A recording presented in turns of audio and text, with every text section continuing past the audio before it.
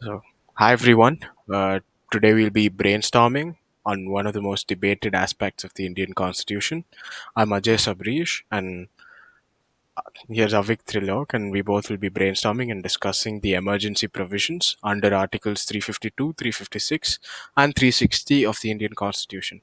So, these provisions grant the central government extraordinary powers during crises such as war, rebellion, financial instability, or state level governance failures. But the key question remains, are these provisions a necessary safeguard to protect national security and unity?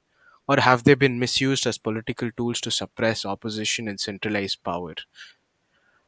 I'll argue that the emergency provisions are essential for national security, while Avik will explore cases and where they've been abused or exploited. So let's begin. So I'll just start off with my opening argument, which is emergency provisions in the Indian Constitution are not arbitrary. They exist to protect the nation during extreme crises. Without these safeguards, India could have faced political instability, external threats, and financial ruin. The first case, you have war and national security, which is the Article 352 for national emergency. During the 1962 China War and also the 1971 Indo Pakistan War, a national emergency was declared to ensure a coordinated national response. This prevented chaos, streamlined military action, and also ensured that the country's focus remained on defense rather than unnecessary political disputes. Imagine if during Kargil, that is the 1999 war, the government was powerless due to political instability.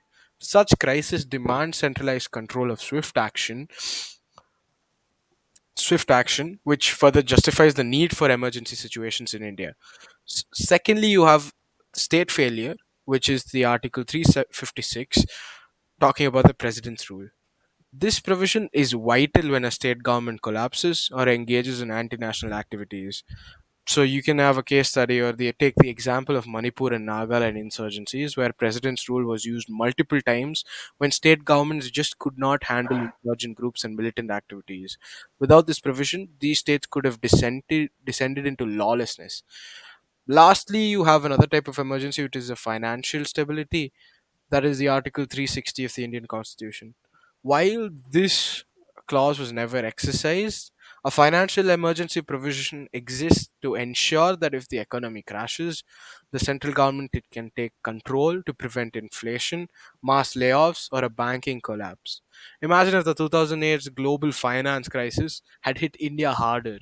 Without intervention, the economic damage could have been far worse. So, while some might argue that these provisions concentrate power, I would say that they are a necessary safeguard for national survival. Now, on to Vic. Avik. Yeah, okay. So this is my counter argument. Ajay presents, the findings that, emergency provisions are necessary safeguards, but history shows that they have been grossly misused for political gain. I'll cite a few examples. Firstly, the 1975 emergency, which is a very dark chapter in Indian democracy. The most infamous example of emergency misuse is Indira Gandhi's 1975 emergency under Article 352. After the Allahabad High Court ruled her election invalid, she declared a national emergency citing internal disturbance.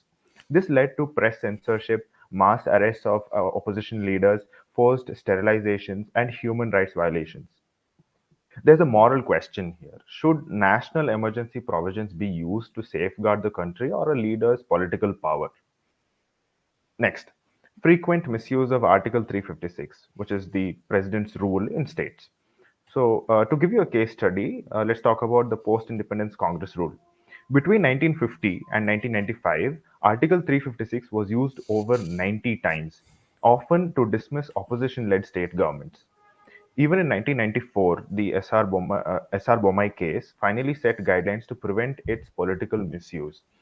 Um, the other case study that I'd like to present is the Uttarakhand 2000 is the state emergency that was used in 2016 in Uttarakhand and in Karnataka in 2019. The governments were dismissed on flimsy grounds, showing that Article 356 is still used for political manipulation. Thirdly, what are the future risks? Can this still happen? In an era of social media surveillance and digital control, an emergency declaration today could mean internet shutdowns, like we saw in Kashmir in multiple instances, mass detentions, as seen in the anti-CEA protests, suppression of dissent under the guise of national security. The question that we ask ourselves, that we have to ask ourselves, is: are we sure that emergency provisions won't be weaponized again? While the Constitution intended these provisions for crisis management, history has shown that they can be abused to undermine democracy itself. Yeah, thank you. You do make some strong points, Avik. Now we'll just break into some kind of um, interactive brainstorming discussion within ourselves to try and find a solution to the problem we have at hand. So, Avik, don't you think that some situations do demand tough decisions?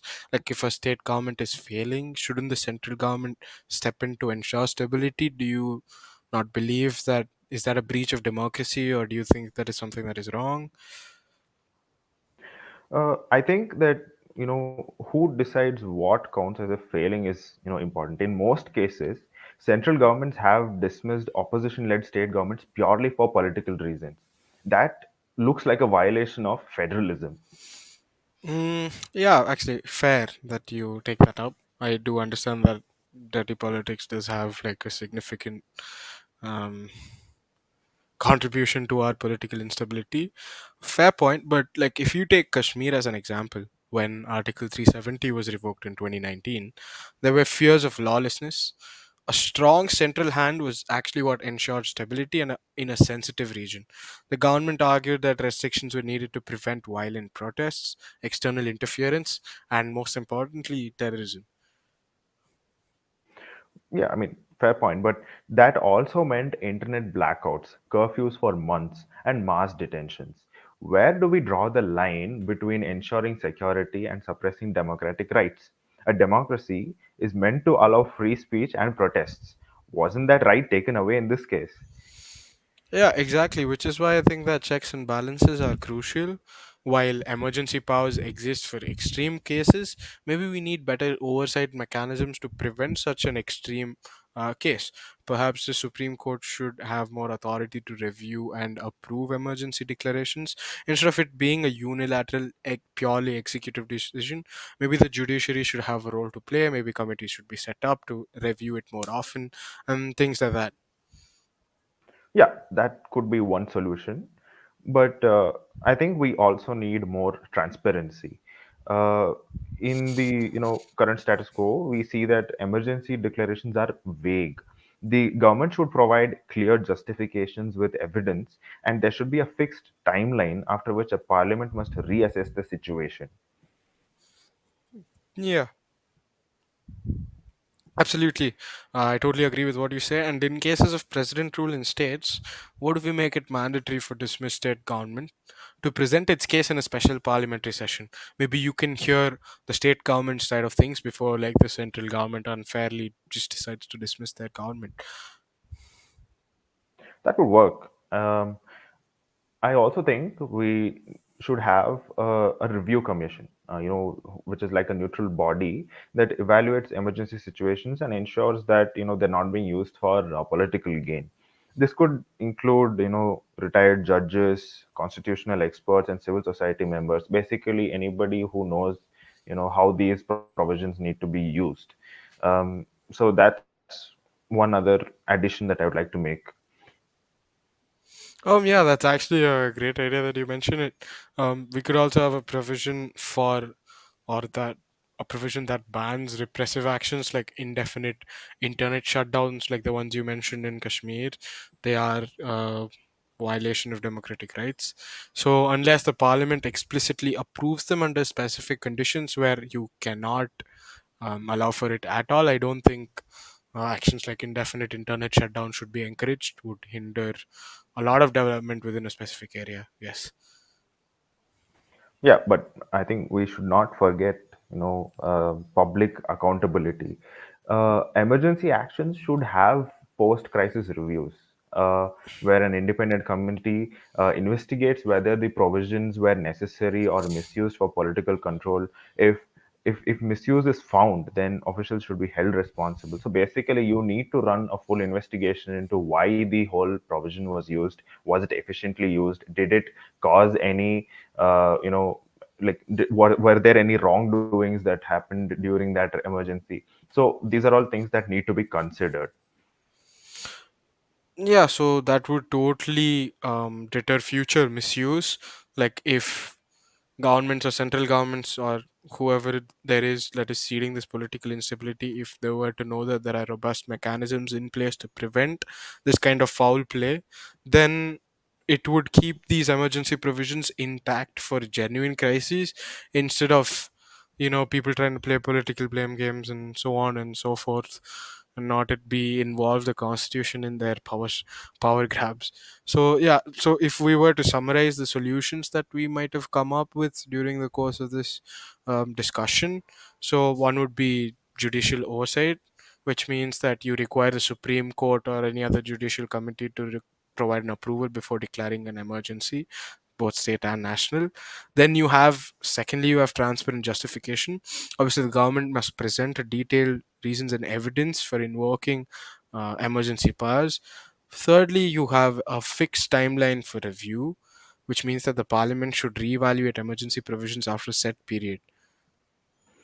The next solution would be, special parliamentary session for state dismissals, which means a state government dismissed under Article 356 must be allowed to defend itself before the parliament before the final approval.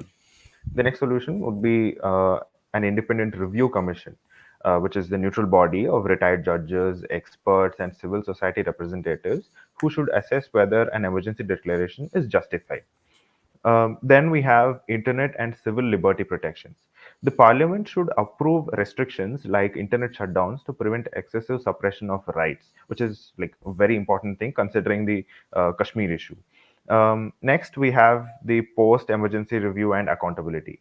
After the emergency ends, an independent investigative committee should review whether it was necessary and hold officials accountable for misuse. So it's important that an end-to-end review of the whole emergency is conducted so that you have cognizance of what went on during that period. Like you have to take into account the like every instance of the